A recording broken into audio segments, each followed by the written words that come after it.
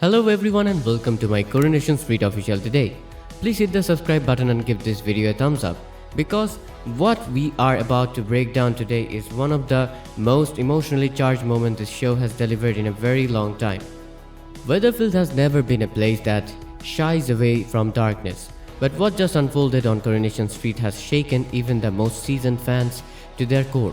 The death of THEO has been officially confirmed, and with it comes a tidal wave of grief, guilt and unanswered questions that is already beginning to reshape the emotional landscape of the entire street. This is not just a character exit, this is a seismic shift, one that forces every single person connected to THEO's story to look inward and reckon with their own role in how things unfolded. For weeks, viewers watched as tension built to almost unbearable levels, with suspicion and buried truths threatening to crack the surface at any moment, and just when it felt like some kind of resolution might be within reach. Whether through justice, a confrontation, or even a fragile form of redemption, the story pivoted into something far darker and far more permanent. THEO is gone, and nothing on the street will ever quite feel the same again. What makes this development so gut-wrenching is not simply the fact of THEO's death, but the way it reframes absolutely everything that came before it. Every argument, every secret, every moment of tension now carries a different weight, because there is no going back, no second chance at resolution, no conversation that will ever get to happen. I can't believe it came to this, and I think that's exactly the feeling the writers wanted us to sit with. The announcement of his death lands like a thunderclap across Weatherfield, and the reactions from those around him are as varied and complicated as you would expect from a show that truly understands human nature. Some characters are visibly shattered, unable to process the speed and finality of it all. Others find themselves in a far more conflicted emotional space, torn between the anger they rightfully carried toward THEO for his past actions and an undeniable, almost unwanted grief that comes with any life suddenly irreversibly ended. The duality is what gives the storyline its real emotional power. It refuses to let anyone, character or viewer, feel just one thing at a time. And then there is Summer. Imagine how she must feel right now. She fought so hard to uncover the truth, and she did, but now that truth is permanently tangled up with a death she never anticipated and certainly never wanted. There is no moment of triumph here, no exhale of relief, no clean sense of justice finally being served. Instead, what she is left with is something far heavier and far harder to carry. The knowledge that the truth she pursued had consequences that spiraled well beyond what she could have predicted or controlled. Her internal conflict is without question one of the most compelling threads in this entire storyline. She finds herself replaying decisions, revisiting moments, wondering even though she knows deep down it wasn't her fault, whether things could have ended differently, and the people around her can see it. There is a subtle but unmistakable shift in how others look at her now. Not with blame, not exactly, but with that quite complicated mix of sympathy and something unspoken that neither side knows quite how to name or address. Meanwhile, the wider community of the street is doing what communities always do in the aftermath of something this devastating.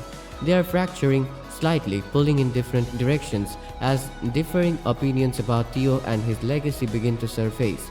Some residents find themselves unexpectedly revisiting their past interactions with him, searching for signs they may have missed, the moments where they might have intervened, small choices that could have altered the entire trajectory of events. There is a palpable, almost suffocating guilt that settles over certain characters, while others wrestle with the deeply uncomfortable realization that even though THEO was responsible for real pain, his death still feels like a line that fundamentally changes the moral equation. The show leans into this tension with real confidence, trusting its audience to sit with complexity rather than needing everything resolved neatly. That is a rare quality in television, and Coronation Street deserves real credit for not flinching here. THEO's final scenes, as confirmed, are handled with an extraordinary balance of tension and quiet poignancy. They offer just enough of a window into his state of mind to make viewers feel something, without ever fully absolving him of the weight of what he did. And that is a deliberately careful creative choice, because it forces both the characters on screen and the audience at home to grapple with something genuinely difficult. The question of what accountability truly looks like when it ends not in consequence but in death. There is an almost haunting quality to those final moments, a sense that the story itself is pausing to ask whether this was ever the ending anyone, character or creator, truly intended. The ripple effects of THEO's death are going to extend far beyond the immediate grief, and I think we are only at the very beginning of understanding just how much this moment is going to reshape the street.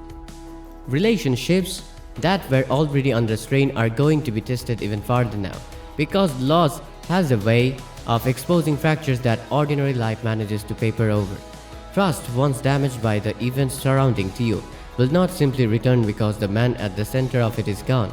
If anything, his absence creates a new kind of tension, because now there is no focal point for the anger, no person to confront, no conversation to be had. The grief has nowhere obvious to go, and that is when it tends to do the most damage. The shadow of what has happened will linger in even the most routine interactions on the street, in pauses that last a beat too long, in conversations that veer suddenly into uncomfortable territory, in looks exchanged across a room that carry entire unspoken histories. And in the quiet that follows, something feels even more unsettling, because this isn't just an ending, it's the beginning of something heavier. Summer's arc in particular feels like it is entering a genuinely new and more difficult phase. Guilt is a strange and stubborn thing. It does not disappear simply because time passes or because logic tells you that you did the right thing. It evolves, shifts shape, finds new angles to press form. And for Summer, who is already someone who carries the weight of her choices with uncommon seriousness, this is going to be a long and genuinely painful road.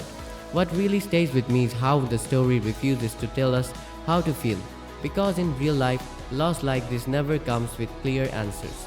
Personally, I think this is where Coronation Street is at its strongest, when it makes us sit with discomfort instead of giving easy closure.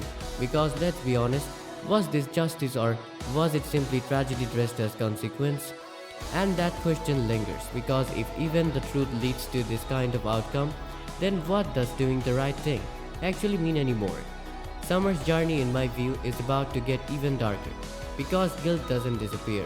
It evolves, and I can't help but feel this isn't the last time THEO's shadow will affect the street, because stories like this don't end, they echo.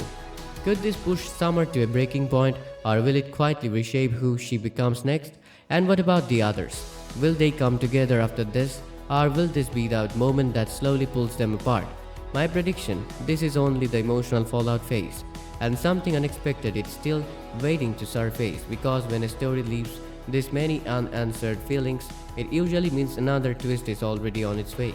So as the dust settles, keep watching the small moments, the looks, the silences, the things left unsaid, because that's where the real story is now hiding.